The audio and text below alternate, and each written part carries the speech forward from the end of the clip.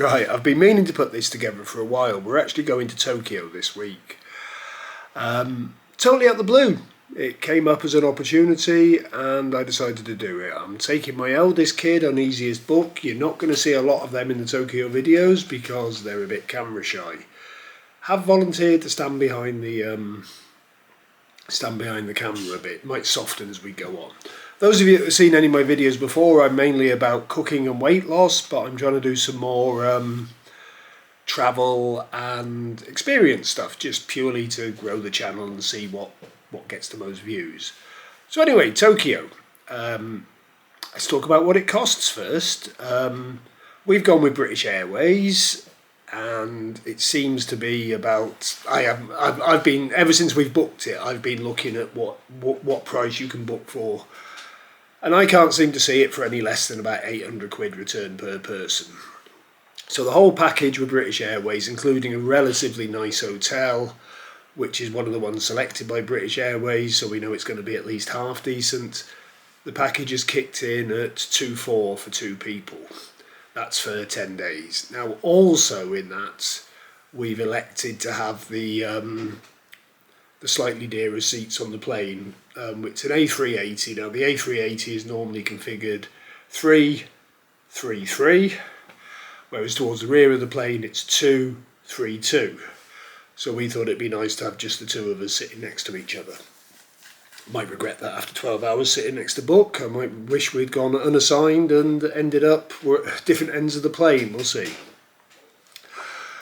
With the hotel is in Ryogoku, which is on the outskirts of Tokyo. It's still almost walking distance from Tokyo Central, but it's the other side to Tokyo from Shinjuku. Now, everyone wants to stay in Shinjuku, and to be honest, part of me does as well. But because we're parents and child, a lot of the twin rooms are actually a big double bed. Now, I don't want to share a bed with my kid, it's that simple.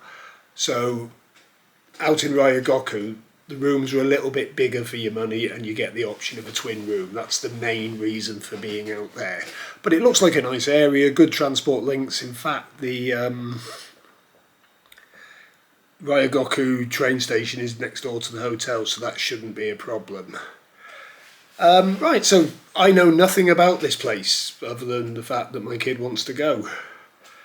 So I've spent the last 6 months watching YouTube, and I love to plan on a holiday. I never land anywhere without some sort of itinerary. So what we've done is I've planned an itinerary alongside watching some great YouTubers. The two I would recommend watching are Cakes with Faces, a girl called Amy.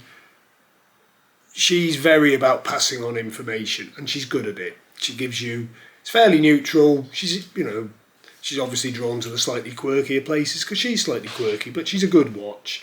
And another guy is abroad in Japan.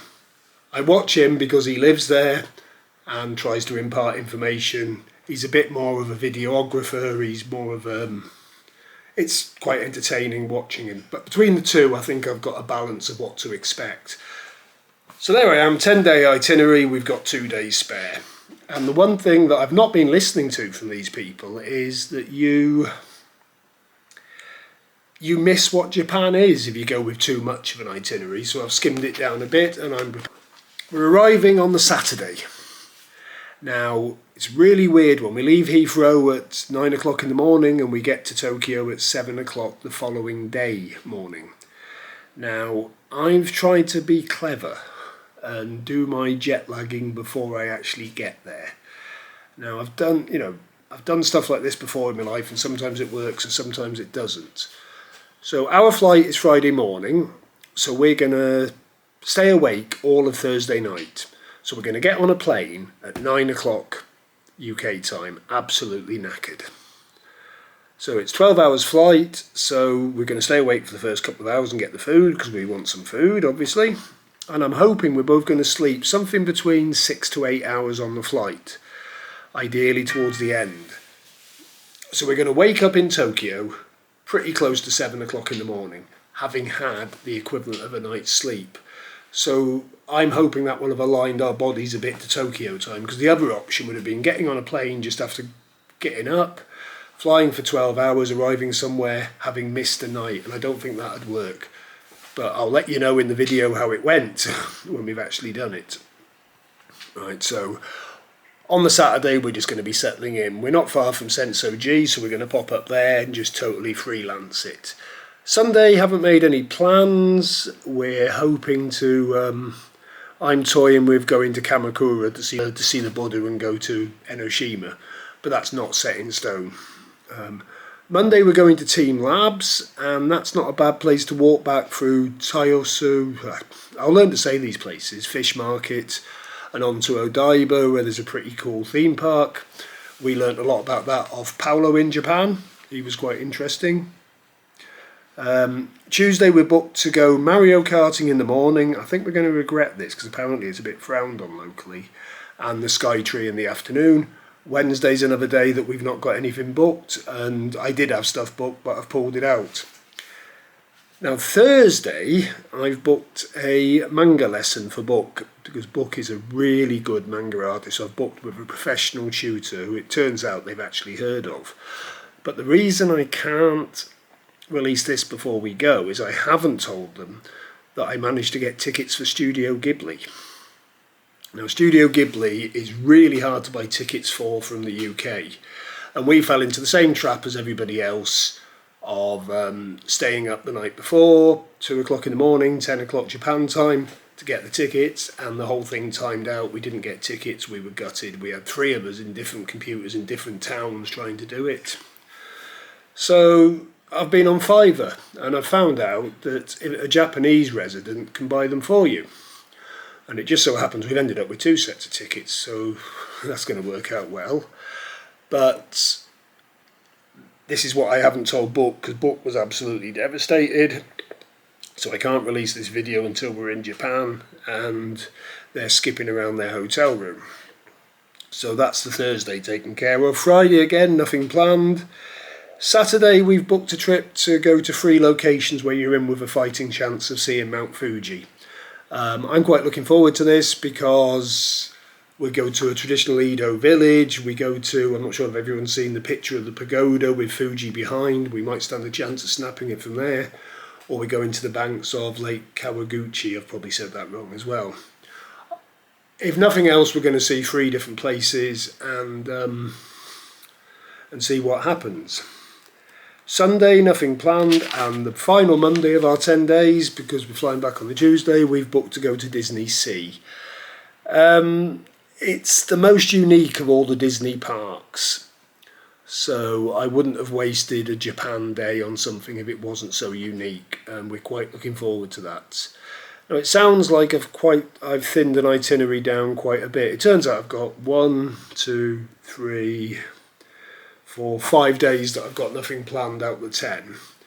But that's the thing with the place. I half wanted to go to Hiroshima, but we looked at it. If you fly, it's an hour to the airport. It's an hour to the airport at the other end. You're going to spend an hour in the sky. You're going to spend 2 to 3 hours travelling between airports or in the sky. Coming out of a day, it's not going to give you long there. So we looked at the bullet train. Expensive, but it's doable in about 4 hours each way. At least it's city to city. But to make it pay, you'd have to buy the JR pass. And I don't think we've got enough room in our schedule to do another trip to somewhere like Osaka. So really, to make it worthwhile, we'd have had to stay overnight. Now, I really want to go to Hiroshima, but not at the expense of it costing me 2 days of my holiday. So I've given that one a pass, and for the same reason we're not going to Osaka and Kyoto, which we'd love to do. But because they cost you 2 days of your holiday, I think Tokyo needs, for the first timer, to just do Tokyo. We're still going out when we do the Fuji and the Enoshima and the big Buddha. But I think that's it. So anyway, I'm going to wrap this up because it is purely a taster of things to come. I'm going to edit some pictures over the top and release it to the world once we're in the sky, so that Book can find out where we're going on Thursday. So please follow, please like, and I'm going to be posting stuff on Insta, Twitter and other old people social media while we're away, so I'm going to flash up my my Facebook, Twitter, Instagram handles, so if you want to see what we're doing while we're out there, they'll be coming up. You'll probably be sick of them. Thanks for watching. Please look at my other videos, consider subscribing.